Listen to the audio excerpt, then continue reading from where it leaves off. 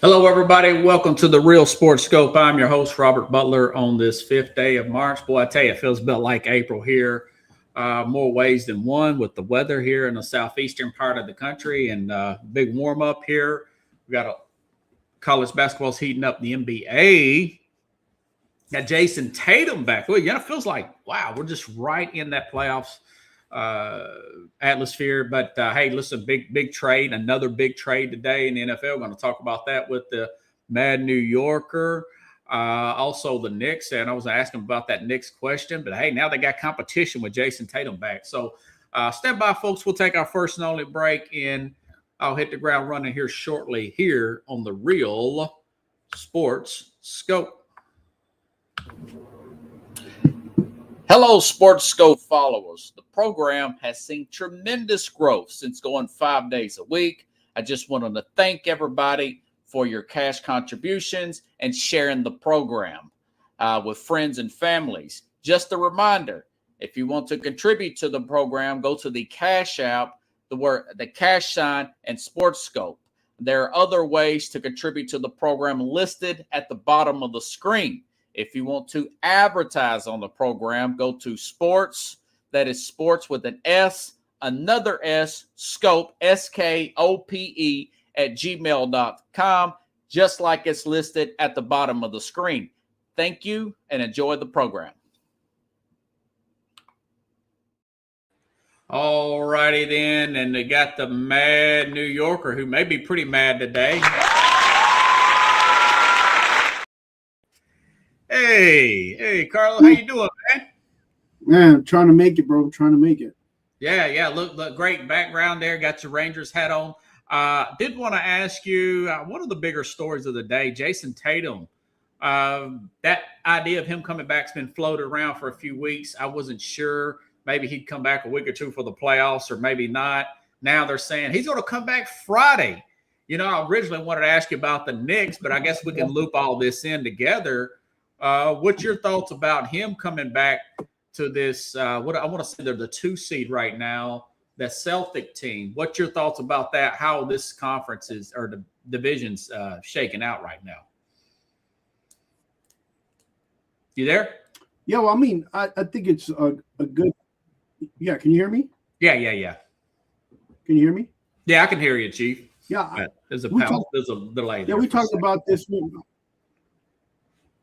Yeah, we talked about this. That for me, he needs to take his health into consideration, and if he doesn't come back, I don't think he was gonna, either way, he's gonna get some kind of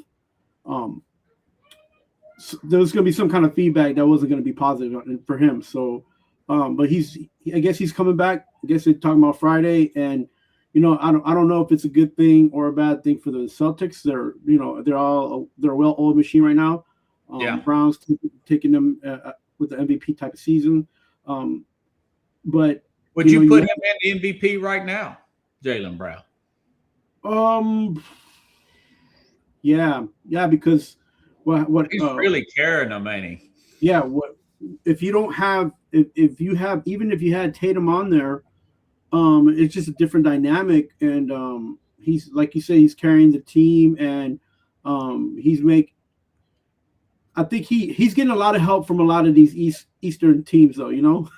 Atlanta division teams, they're helping him out a lot. So, but still, he's doing his thing, and he should get rewarded for what he's doing. And it's a spectacular season that he's playing. And with Tatum coming back, I'm not sure that's gonna increase the scoring, but the defense is what is Tatum gonna be able to play that defense that they need him to play. And the problem was, there were games last year where Tatum played that he lacked on defense. So, we'll see what happens. But it's good to know that we got another NBA All-Star back in the Eastern Division, make everything more complicated and more competitive. So, yeah, okay, yeah, it's interesting. I don't know. I said this the other day. If they can not have to play Boston, the Knicks, and Detroit, which it probably won't shake out that way because you'll have brackets and everything. I think they have a good shot to make the finals. But what's your thoughts of going back to Sunday? Hey, man, they beat the Spurs. They're 3-1 against the Spurs. And the only loss was by 2 points. They just flat out match up well against the Spur team that looks unstoppable at times. Stop their big, 11-game winning streak there, man. What's your thoughts about that? What's the buzz around town about that?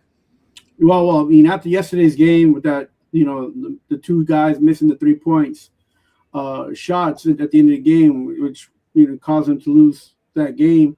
I think right now everybody's just kind of like on ice, very, very tiptoeing very slightly, because that was a game that the Knicks had that they were leading in, and that was a game that they could have controlled a little bit better against the championship team, and they at the end of the game they kind of reverted back to last season, where they thought they could just catch up. And you can't play catch up, man. And I keep saying that. And and you don't have to shoot threes. I feel like in the last 5 minutes, had they attacked the basket and just kept attacking the basket, Oklahoma would have been overwhelmed. Well, yeah, you're talking about Oklahoma. See, I was talking about the Spurs team. Okay, go ahead. Go ahead. I was going to get to that. So even with that team that was last night's game. Excuse me. Yeah, they did lose. It was a 3-point game. So they matched up better with them than I thought they would. I'll be honest with you. That's what I was going to say. And then you take the Spurs, who are better than both of those teams, and in the sense, well, they look better anyway, don't they? Depth wise and team, they play better team ball, I feel like, than those two teams. And they're not depending on a star; they're depending on just playing hard. And Wemby is a star, but Wemby plays hard. And when he's not in the game, the team plays even harder because they know he's not on the court. So it's a dynamic that it works in their favor, because they're young and they can run up and down the court. They're able to do that. It's a young team there, and the Spurs have very good attacking forwards, and they're very good shooting.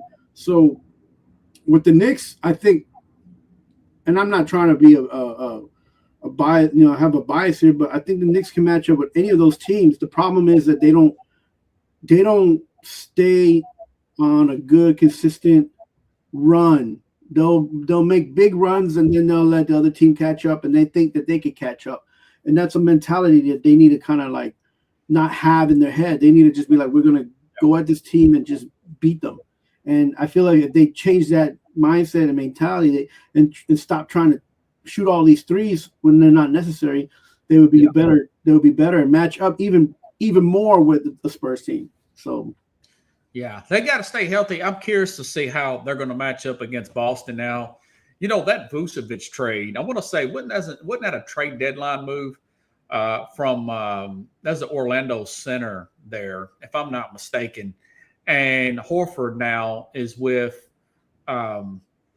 Golden State. Part of me thinks I don't know if we really know how good Boston really is, because now that you've got Tatum back, can he be 100%? Can he get up to par? He's got a good 5 weeks to do so. Now you've got a legit big man that can score on a nightly basis, on a more consistent basis than Horford. Now he's up there too, but he's not as old as Horford. I'm talking about Vucevic, who played for Orlando forever. Right. It's interesting to see how a team that as soon as Tatum went down last year, I was like, okay, you just wiped this year off the map as far as Boston Celtics. And now it's like, no, Boston Celtics are alive and well. They're like Freddie freaking Krueger, man. They're a very interesting story. My Celtics fans are going to like this take, this talk right here. But I just don't see it. April 9th, it's on a Prime Video I saw. Just looking at the schedule, the Knicks will play the Celtics on April 9th, just before the playoffs. This is, towards the end of the regular season, that's that one of those things where you just don't know how it's going to play out, because both guys got new players. You got new coach in there. But as the Knicks, I mean, they show what their capability is. And going back to San Antonio, I mean, you think he kind of – I know it's early in his career, but as of right now, it seems like the book on Wemby is just be physical with him. And the playoffs, they let you be more physical. What's your thoughts about that aspect of it? John Rostano brought that up last night. Yeah. Yeah, it just kind of records back to the old head of Tim Duncan days, where everybody's like, the only way to beat this kid up, the only way to get to this kid is to beat him up. And it's the same thing, like, and he'll take it. Tim Duncan would take some of those hits. He played against Olajuwon, he played against bigger though. He got wise. Yeah, and so like and then on top of that, he had another partner there, and David Robinson, that they could just kind of play off each other. But Wemby, the only thing is Wemby doesn't have that other big man on the team. He is the big man, and you just got to be careful, and just he needs to just be more team oriented and be more and just keep playing his style of basketball and not be forced into trying to be the one to take over the team. Once he tries to do that, you can see that the Spurs kind of like just give him the ball, and like Michael Jordan type deal, just give me, and you don't want that from Wemby. You want Wemby to be like a Duncan type. Yeah, like you just want him to be. You want him to be able to play basketball and use everybody to the best of their advantage. So because I'm not saying that he's not the best player on the court, but he can be the best player on the court. So the distinction is that depending on what the time is, what the breakdown is in the situation, he can take over in the moment. But you don't want him to take over in the whole game, because that's not how he plays basketball. The guy is a great passer. He's a great rebounder. He sees the court. He can actually dribble the ball up and down the court. He sees if he has to do that. He doesn't have to. So you want to use all of his tools and advantage to your advantage. You don't want to just be like give him the ball. So because that can actually be a deterrent and go. It's not a fail safe. It can go back on you. So that's something. Yeah. You know what? It may be a little premature, and I thought it would be. I mean, geez, the guy's only in year 3. He's still growing. He's still growing as a player. He's still getting bigger. He's still sizing up other teams. He's still trying to figure out what they're doing with him. Same thing with his team. I mean, Castle is only a second-year player out of Connecticut. One of the better defenders in the league. That guy right there is money, Then you got De'Aaron Fox there. That's the guy. That's the veteran, like you said, that I would probably lean on come playoff time and run a lot of high pick and rolls and just be more of a facilitator if I'm Wemby, So they're going to be an interesting team to watch, man. But, like I said, going back to your Knicks, pleasantly surprised with how well they matched up.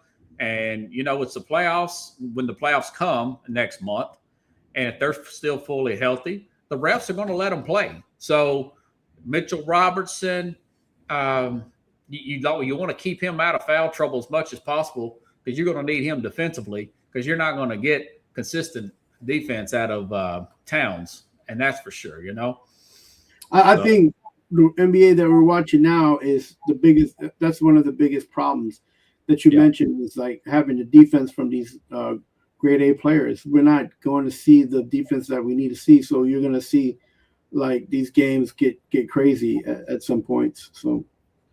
Yeah, to football, the big trade today, Buffalo, I was thinking maybe Tennessee could trade a 4th-round pick for DJ Moore.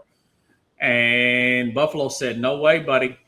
Always overpaying. I like DJ Moore. Very good player. Very good route runner. He'll be 29 though here pretty soon, and they owe him about $38 million. And Buffalo ended up giving him a 2nd-round pick there. I look back. DK Metcalf got a 2nd-round pick. Sometimes DJ Moore is considered the number 1 in the Bears offense. Sometimes you can maybe say 2nd-year player Rome Odunze, and one of those tight ends may be the number 1 option. I'm just surprised that the league did. Hey, you are what the market says you are. I mean, and Buffalo says, hey, we'll give you a 2nd-round pick and we'll pick up the rest of that salary. What's your thoughts on that? Does that fix their passing game, bringing in a DJ Moore in Buffalo, what do you think about that from the Bears' perspective? Yeah. So to start with the Buffalo Bills, once they let Stephon Diggs go the year before last, 2 seasons ago, it was already something that they had to play catch up on. You saw the struggle that Josh Allen had this year in trying to get the offense going. You saw that he kept the ball more this year and ran a little bit more than he should have because he didn't have that one guy he could just throw the ball to. So now he's got an actual target. My thing is can DJ Moore step it up? Like you said, Doomsday was getting a lot more attempts, and I think Doomsday has a wider range of catching, wider range for catching the ball. Yeah, much younger player, maybe a bigger player. He may have longer arm. They may be the same height, but and I like DJ Moore. Yeah, no, DJ is not. You did get a Doomsday though, too. You know, right? I just think Doomsday has more range as far as he'll go and try to catch the ball in different positions that is more of a he's more of a concern, more of the typical big game, catcher. Like, let's see, and so that's going to help Josh Allen a little bit, but I don't think it makes the Bills a better team, to be honest with you.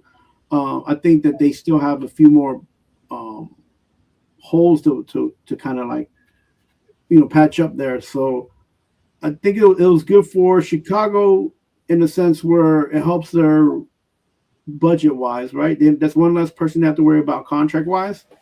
Yeah. So they can make a little bit more. They have room now to do a little bit more and maybe even find somebody in the draft that they don't they have to pay for, because again, I think it's huge for the Bears. I mean, they got that salary relief, man. They had a center retired on them this week. Yeah, and 27 years old, and that man, this really helped them out. They got money to go. By the way, Buffalo needs to re-sign your center. Their center's pretty good. I didn't know their center was a free agent, man. Can you believe that? There's a lot of stuff that needs to happen in the next few days for some of these teams that's going to make them make or break the season. And going back to the Bears, you're talking about a quarterback. He wasn't going to throw the ball anyways if there wasn't he doesn't throw many interceptions, and he controls the ball a lot. So sometimes he holds on to the ball a little bit longer than he should. But again, you're not going to see those kind of mistakes. And I think that because Moore was like a very conventional route runner and didn't stop and go, is just regular stop and go and run just regular route. Caleb Williams and him didn't match up in that sense. Where Doomsday would go all over the place because he's paid attention and his range is bigger, and that was a bigger help for Caleb Williams. Doomsday flourish, and he has not even hit his full potential. They're just 1 year into Ben Johnson's offense. Now next year, he's been dealing with that foot injury. I think he'll get that past him. Odunze, remember he had that foot injury. It kept him out for quite a few weeks last year.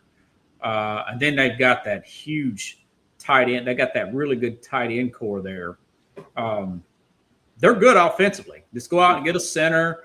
I know that there's been talks about Max Crosby from the Bears.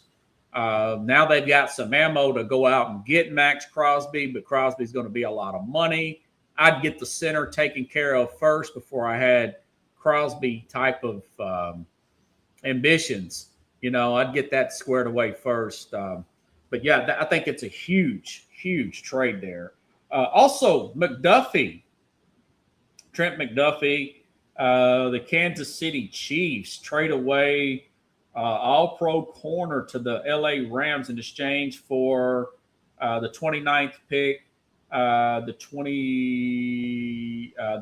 which is the 29th pick overall, first round pick, 5th round pick, and they got that 3rd round next. They got the 6th round also, but a 3rd round next year. Last time the Rams had, and I said this to John, man. Last time the Rams made a move for a big-time corner like that, Jalen Ramsey, They end up getting back to the Super Bowl. As of today, things can change, even in the preseason without injuries. But as of today, I would probably put the Rams in the Super Bowl with that move. That's how good a player McDuffie can be. That was only a real weakness, special teams and corner. And I'm telling you, man, they still got that 13th pick. They can make a play there and get maybe another corner, get a guy like Quinton Mitchell and Cooper DeJean combo, like the Eagles. Remember how high we were when those two guys were end up getting drafted to the Eagles? Well, sure enough, that year they end up winning the Super Bowl. Yeah, so I think it's huge. And for the Chiefs, I think when I first saw that, I thought maybe, man, is it the 13th and the 29th? And I thought maybe the Chiefs won that trade. And I saw, okay, maybe the Chiefs can fill some more holes there, but they're going to be able. You're going to have to throw. You can't throw on the Chiefs now. What's your thoughts about that trade, man? As far as the Rams are concerned, or both sides there? It's just a money move for the Chiefs. It just opens up an opportunity for them to make some moves. Fill holes too. Yeah, and then they can also they're very good at drafting anyways. They got some of the best scouts out there for defense and especially in the later rounds, they get great play. They get great play out of their picks and they actually are. Most of them stay on the team, where some people pick after the third round and have those guys they cut anyways and during training camp. So, but the Chiefs are the other way around. They end up getting these guys and they end up playing out their contracts and sometimes they even get a contract renewal. They got to find somebody for Jones, to be by his side anyways. They need somebody on the line at the tackle play, at the defensive tackle. Someone near Jones, because Jones is, that's their number one player in the defense, and for Kansas City, Kansas City. So you got to put somebody next to him, and just to pick him up a little bit too. So that it was a good move for both teams. The Rams, man, listen. I don't know if you put them straight into the Super Bowl. I'm not sure if I'll do that, but they definitely will be in contention if they can stay healthy. And that's the only thing, is that if they can stay healthy, and that defense, Stafford's age is just, anything can happen with him, and the injury with him, and that would throw everything for a loop. We saw when they played Seattle, what they were missing, and man, having McDuffie back there is gonna make that team a little stronger, like you said. And these draft picks, man, I think Kansas City, like I said, does a better job than I think LA would have done anyways, right? So, and they got a player out of it instead of just moving up and down in the draft. They actually got a player out of this, and it's something that they needed to fill that hole. So, big moves for these teams, and they're going to be both teams are already better by making a move. So, and you know what? A lot of it depends. I mentioned this the other day. It could go south for Kansas City. When Tennessee traded A.J. Brown for a first and a third, the two players no longer on Tennessee. They were totally bust. If Veach can hit on those players, this is huge. This is two starters that they can put in there. Of course, one would be in 27, but you're getting to a point now where, you're paying Mahomes so much money, you're going to have to build more off of players, that are on rookie contracts, and they're going to have to contribute more and more, because there's only so much cap room to go around. So you look at that perspective, man, and plus they need tackle, just like a lot of teams. It's the first thing they let this Juwan Taylor guy go the other day. They're going to have to replace him first, then maybe go defense. But fantasy-wise, you could probably throw on Kansas City, even though they got a very good defensive coordinator. Go ahead. Yeah, I'm glad you said that. Spags is one of that go unnoticed, and he's actually you want to have youth on that defense with Spags. Spagnuolo he does a lot of these defensive moves where he's attacking the quarterback from different angles. He does a lot, and if you got guys that are older or guys that are coming off an injury, they're not gonna be really good at that. And you saw that with some of these older guys that they had on the team, and so you look for him to also be on when they're talking about picking up some of these younger guys in the draft. He's going to be part of that conversation. He's going to be in that conversation, and he's going to let these guys know, hey, this is what our defense needs, and they're going to get. You better believe that they probably move up to get some of these top rated rookies that are going to come out this year in defense. So plus it's not only it's defense heavy and offensive line heavy this year. So this is a good year for them to make that move if they want to build on their defense, right? You have those guys coming out of Ohio State, highly recruited players that came in and played the top ranked defense in the championship series and trying to get to the championship. Indiana, same thing. They had a few guys on the team. Georgia, you got these colleges that were in the championship series. They have a lot of. They're gonna have a lot of guys going to top 10 for sure. So, Kansas City's got they got 4 picks with that extra first round in the top 100, right. And then a 4th round pick is 109. But Robert, Chiefs fan, you really got to hope they hit on these. But that's a good for them. I think it's a good reset year. There's a chance that they can bounce back, and I know that Mahomes is coming back from that ACL, of course. But they always, even when they were coming off the Super Bowl wins, they were drafting low. They were drafting in the lows, 32, 30, and still got great maxed out on the players that they got in those rounds. They do a great job in scouting, and they do a great job in getting personnel that their coaches can develop and that they use. And that's what's important. Yeah. Okay. Well, Kyler Murray's got cut. We talked about that last week. Do you see a situation for him? What's your thoughts about him going to be released next week officially? I just think it's good. It's a good time for him to just cut ties. The problem is that Arizona's going to eat up that contract. They've already made that decision. It's Arizona. And so, but I just, you talk about smaller quarterbacks. You mentioned and I look at it like this. It's an opportunity for him to go and do something somewhere else. He's very athletic. He's a gamer. He needs to bring it back to football mentality, football sense, and bring it down into the leadership. Maybe work on those things, but those things come easier when you have skilled players and a coach that can help everything come together. I don't think he had that consistency in Arizona that he needed for his play to shine on the field. And if you're 6'7" or 5'9", man, it doesn't. At the end of the day, that is not going to matter unless the coaching staff uses your skills and your abilities to the best of your potential, And so I feel like I'd rather, here in New York, they're talking about Tua coming to the Jets. I'd rather it be Kyler Murray than Tua, age-wise. The Jets are just really scraping for anything, aren't they? I mean, well, if they're going to reset with the quarterback, I'd rather it be Kyler Murray than Tua. Nothing against Tua, just and here's the thing.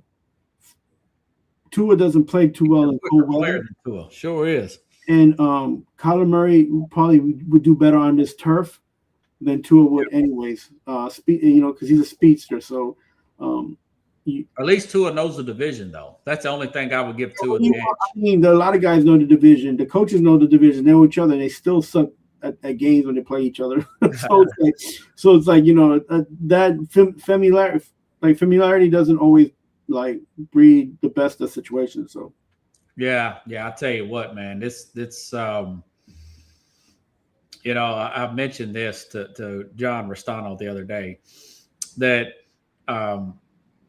you mentioned the Jets bringing in a guy like a Kyler or a Tua per se.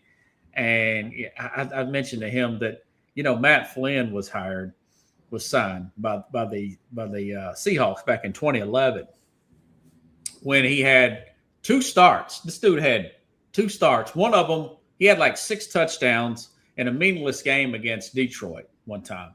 And the Seahawks signing and their 3rd round pick, which was Russell Wilson, ends up beating him out. So they just basically gave this guy 3 years, 20-something million. Now, that, like, mind you, it's 2011 now.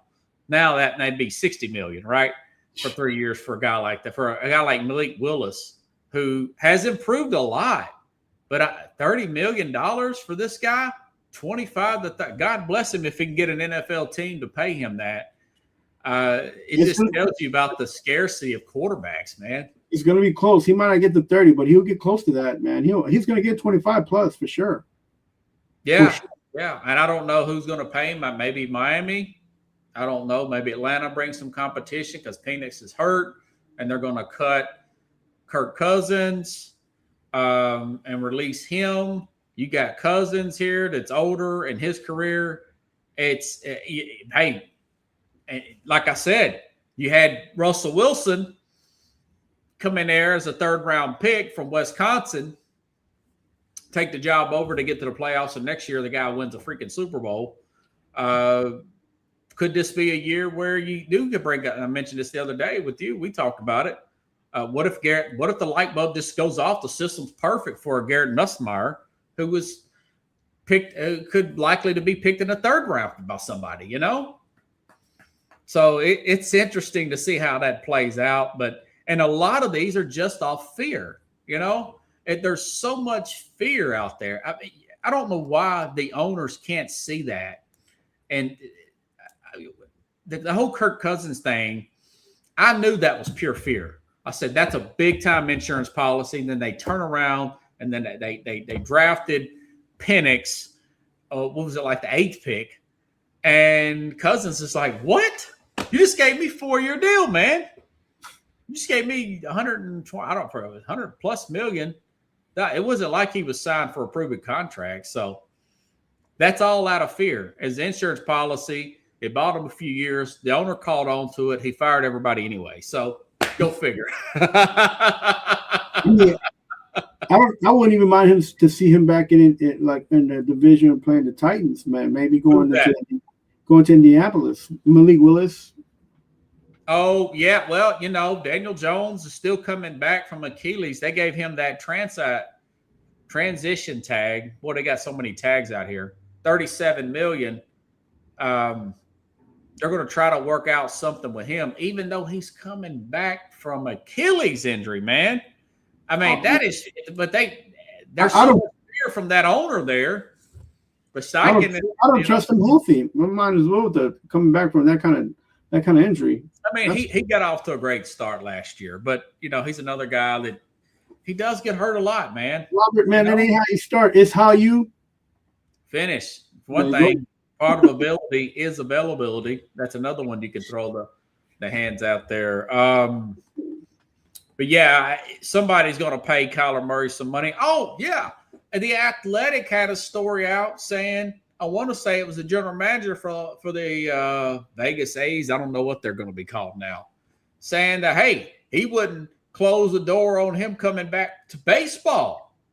Maybe what a story that would be if this guy just goes back to Major League. But he's only 28. I was just looked up his age here. Make him a pitcher. I don't know. He's a pretty good athlete. Go back to baseball, get in the minor league system. What do you think about that possibility? There was a couple guys that did that. Well, Bo Jackson, Deion, I mean, No, it was Bo Jackson and Deion played both baseball and football. This guy, if you're talking about him just going back into completely, wasn't it like Drew Henson from the college player from Michigan? Yeah, he went back to football, and it didn't work out. He tried to play under Parcells, and because he started over Brady, and he's like, hey, I could beat out Brady. Well, Brady put a lot of work in, got some skills, and it didn't work out. But good man, you got a good memory. Yeah, Parcells there.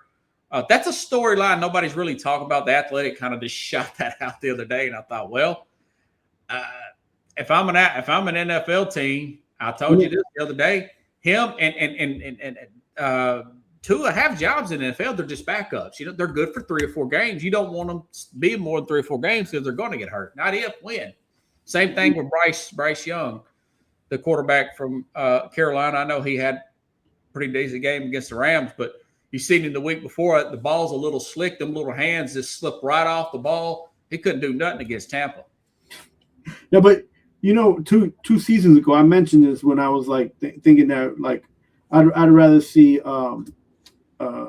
this guy come to New York, and then they ended up giving him a spring training invite, Russell Wilson, because they had this other Wilson that the New York Jets ended up drafting, and I was like, no, you know, that would have been a perfect time to have Russell Wilson in New York because he was at least 1 year prior to doing what happened, and we ended up getting Wilson in New York, but it was a little too late for him, and you know who knows, like, look, whatever these guys get and wherever they're comfortable, as long as they're, you know, they get an opportunity and do good with their opportunity that they get. But if they squander opportunities, you know, what's a phone call, you know?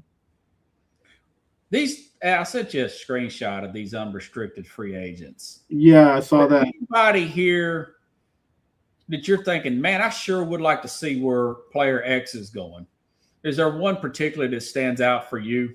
Yeah, the MVP of the Super Bowl, man. I want to see where this running back is going to go. Well, a lot of people's interested in the Kenneth Walker sweepstakes. Huh? I think he should just stay with Seattle, but like, apparently they don't have the cash, you know, and they want to take some chances with Charbonnet. Business eventually, yeah, it's like coming back from injury. Kenneth Walker is going to be an interesting one. I just don't know how did Daniel Jones get ranked so high. I wonder who made this list. Yeah, this is from the Athletic, you know, and quite frankly, the guys at work and people around town, I don't know why. And here we go. I mean, this is Athletic. This is legit media source here.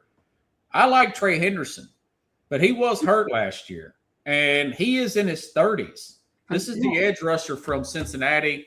Yeah, he led the league 2 years ago in sacks, not last year. I don't know how much he's got left in the tank. You know, I may put a Jalen Phillips above him because he's a younger player per se, but I'm interested of all people in this center here, Tyler Lindenbaum, man. Yeah, you know, I talked about him yesterday. Dude, this guy is Jason Kels level player here. Second in Pro Football Focus, center behind only Creed Humphrey for Kansas City. The guy is going to be 26 years old. He is right in the prime of his career. But Lamar Jackson's cap hit is so big that the Ravens, man, they can't afford him. They was trying to give him $18 million, and he wants more.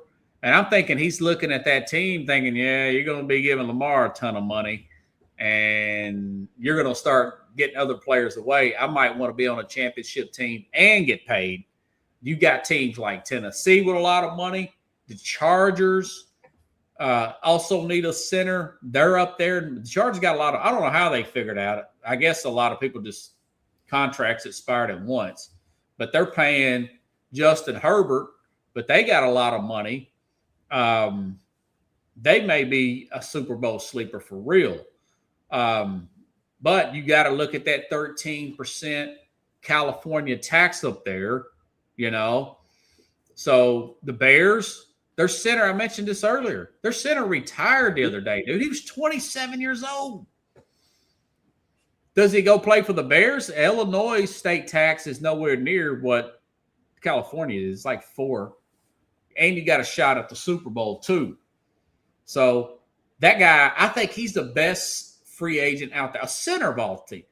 But, hey, man, you need a good, clean pocket for your quarterback, and you want a guy that's to bowl people out of the way. and make lanes for your running back, man. I'm really big. And quite frankly, Stephon Diggs, I told you this was a bad dude. Do you know they cut him? They're going to cut him too, by the way, the Bills. Much rather pay a guy like a Tyler Lindenbaum or one of these linemen big money, Trent Williams or whoever. Not now, but when he was in his heyday. Right. Then these flashy wide receivers. What's your thoughts about a guy like Lindenbaum and the hype he's getting? Well, yeah, I mean, he's got a lot of hype. He's got a lot of offers. I think he's just like putting them all together to try and get the best offer, which is what he should do right now. Because maybe like 25 mil. I mean, that's a lot, but it is what it is, right? It's going to be a bidding war for him. And it's a need right now in the NFL. Everybody needs like linemen, and you know, I was just thinking too. I'm looking at this list, man. Like Etienne and Pierce, those are the two guys I thought would be in the top half of this list. Are you that high? Why are people so high on Pierce? Are you? He's another guy that's going to be probably the top receiver out there. It's the opportunity that you give some of these quarterbacks to giving them weapons, right? Like imagine if you get Pierce in Tampa Bay with what's his name, Baker Mayfield, like or even Etienne in Tampa Bay, like like it's like you. Or I could probably see Etienne go to the Chiefs now that they got money. Who? The Chiefs. They need a running back. Oh yeah. So these are situations that can change. Etienne. Who did you say? Etienne. Huh? Who did you say this now? Etienne. Yeah, Etienne. Yeah. Now something. I like Etienne better than Walker because Etienne can do more. He's better in the backfield. Yeah. Walker's playing on a better team. I love Walker, but he was playing on a championship team. I know that.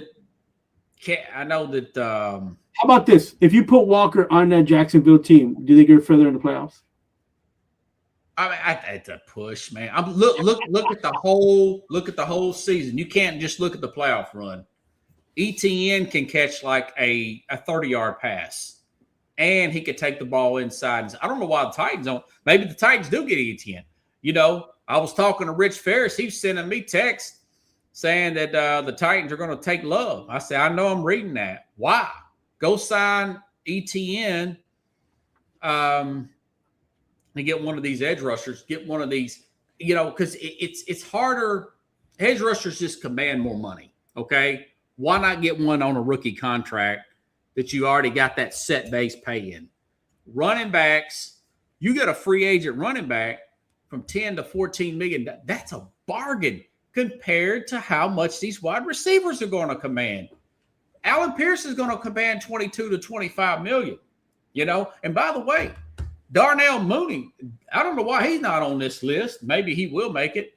But the backup, the number 2 wide receiver for the Atlanta Falcons is going to be cut next week too. He's a very good number 2 receiver, Darnell Mooney from the Atlanta Falcons, who also used to play with the Bears. So yeah, I like Etienne a lot. But this is not a big pass catching guy, man. Just 2 years ago, Saquon couldn't get signed by the Giants, and all of a sudden the Eagles went in there and gave him a pretty decent deal. Yeah, I'm starting to really take a turn on my school of thought here as far as running backs and second contracts versus wide receivers and second contract. If you really look at it per se, a running back they touch the ball more. I mean, they could get 30 touches a game. How many times can you get the ball to a receiver? How many end arounds can you do? 8, 10, maybe 12 most for a receiver. A running back, you could still build that way around a running back. And we talked about that. And look at those numbers, 42 million. JSN, they're going to try to keep him. That's why they're doing what they're doing in Seattle. I'd let him ride out on that rookie contract, and I'd be finding his replacement right now. But that's me. Yeah, if I can't. Not unless somebody knock me down with a major offer, man. So you're for keeping him in Seattle now? Because last week you were talking about just get rid of him. Well, now talk about JSN. Yep. I'd get rid of JSN if I got swept off my feet with 2 first rounds and a 3rd round pick. That's crazy talk.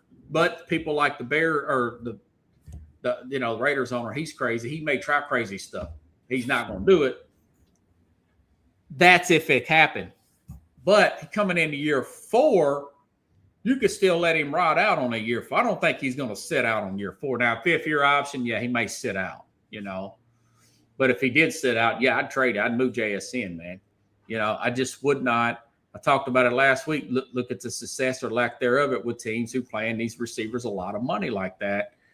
When you're starting to get into that $40+ million range, it doesn't make sense as far as you equating that to winning, per se. So this is going to be fun, man. Yeah, and Rich said that him and the guys, I guess they didn't want to catch another beat down. He said they didn't watch enough basketball, by the way, to come on do a Final Four show. So I'm hoping you can come on the Wednesday before the NCAA tournament. We'll do a Wednesday show, and I'll do a replay that Thursday. I don't think I did a Thursday start of the NCAA show probably in 4 years, because it's so good. So you cool with that, brother? Yeah, man, I'm excited. I'm like, look at me, man. I'm tired from watching all these games, man. It's tough, but and the worst part is I'm on East Coast time here, so I stay up late. I feel like the game yesterday, it started late. Who's that? The Knicks game against OKC. It was a big OKC. game, yeah. Yeah, it was late, and I was like, why they started so late? And then there was a game after that. Atlanta played Atlanta won, and they play who they play? Milwaukee. And I don't know why I stayed up. Back, but I don't know. Giannis is back. Yeah, so I was like, maybe he's auditioning for another team next year. I don't know what his thought is, man. Yeah, but I just saw like a team go on a court of like a shell of itself from Milwaukee, man. I was just like, and I'm just watching. They should have moved him already. It's just you could always see when they kind of miss the boat, and somebody's going to pick him up in the offseason. It would be your Knicks or the Lakers or a wild card team. It looks like Karl Malone's last year with the Jazz. Oh my God, he's still scoring. He goes to the Lakers. Remember that? And then he's kind of sitting around the game, but he's just going through the motion, and you're just like, what is going? Like, it's not ultra competitive. It's just being on the court, and I'm like, oh my gosh, he could have had 40 points. Yeah. Do you have any thoughts on Lou Holtz? I don't know if you followed him that much. I was always inspired by his great speeches, man. I'm gonna say, out there in Notre Dame, we're going through Lent. The Catholic people going through Lent this season, and this is. Are you Catholic? Well, I was born and raised Catholic. Okay. I'm Christian, but okay. I want to say this: that what an inspirational man to other young men at the University of Notre Dame, kept them in the straight and narrow. Notre Dame in the 80s, late 70s, early 80s, and even early 90s. Yeah, early 90s. This man was a stalwart, man. He was someone that was a light to some of these guys and showing them how to be men, going from young men to being men. And he's going to be missed. So my prayers go out to the family, his family, to the former players of his, to administration, and all those who worked at Notre Dame University, and also were he had his hat on. And a lot of people, even after he retired, a lot of people still when he visited Notre Dame and when he was around, they would be around him, and he was still inspiring them even after he got out of football. So yeah, this is college football, the University of Notre Dame, and people who knew him and people around him. They lost a good man. So prayers go out to all those who knew him. So. Yeah, John Rostano mentioned yesterday. He said, "Didn't he get under Ryan Day's skin?" I said, "Yeah, he did." The coach. He said they were soft. And I went back and looked that up. It was back in 23. I want to say that was probably when they lost one of those Michigan games, and he stuck it right back to Lou Holtz when they end up beating Notre Dame. It was a very close game, though. Very funny stuff. Hey, you know what? I got a few seconds here. Check this out. This is him at a commencement speech. The great Lou Holtz. Listen up. See, you need 4 things in your life. If you don't have any of these 4 things in your life, you're going to have a tremendous void. See, everybody needs something to do. Number 2, everybody needs someone to love. Number 3, everybody needs someone to believe in. In my case, is Jesus Christ, our Lord and Savior. But the 4th thing you need in your life is you need something to hope for. What do you want to do? Having hopes and dreams and ambition. See, I think that is absolutely critical. Don't make the mistake. Yeah. And something that keeps you going. I mean, that dude has got so many speeches like that. You know, I remember how Dan Patrick used to joke around. They put their pants on the same way we do. He just had a way with words, man. Yeah, man.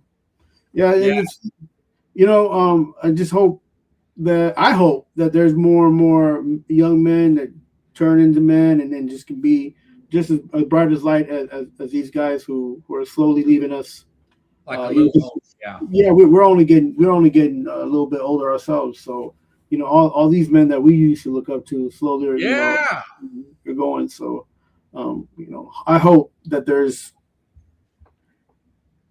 behind us just as bright lights as that we were able to see, you know. Yeah, you know something.